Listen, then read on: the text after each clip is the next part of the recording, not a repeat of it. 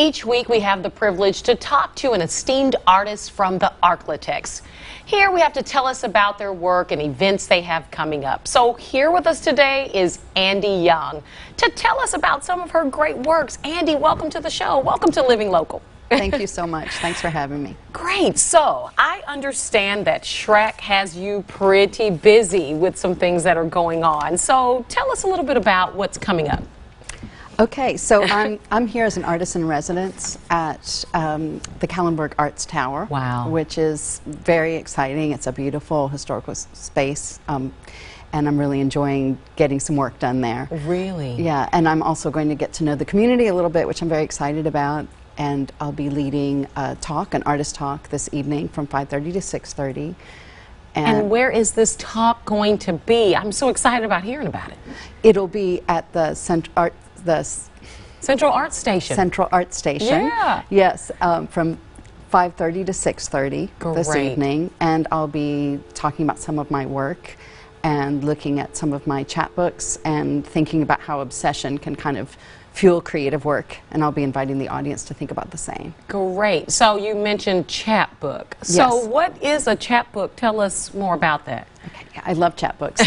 They've been around for 500 years or so, and they were originally used to kind of make literature accessible to the people. Wow. So it made it affordable. There were folk tales, ballads, political tracts, almanacs. Historically, this is how chapbooks were used, and nowadays there tend to be more more filled with poetry, as mine are. They're smaller than full-length collections, so they're usually less than 40 pages and tend to be really focused around a particular topic. Wow, that's really spectacular. And you know, I understand that you have 4 that you will discuss during your artist talk.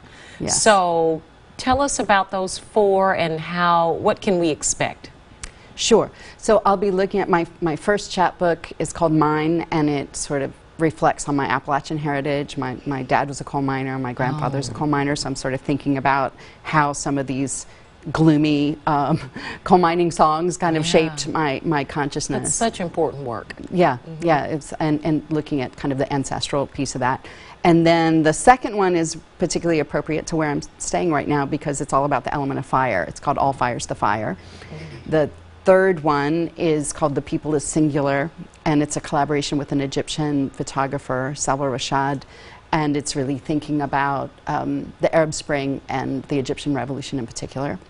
And then one that just came out is called John Swenson Dynamicron, and it's kind of this absurdist piece centered around this fictitious character, John Swenson, and it's interactive. I'll be asking the audience to help me read it. Oh, that is wonderful. And I can tell your passion about this work and how important it is to you. So in a snippet or less, what can we expect tonight when we come out? What type of interaction can we expect from you? I will be reading some pieces. I'll be talking about how obsession can be a catalyst for work. I'll be asking the audience to be thinking about their own obsessions as well and how that can fuel their work. And also Saturday I'll be doing a workshop from 10 to 12 Great. In which we'll be writing about objects. So I'll ask people to bring objects.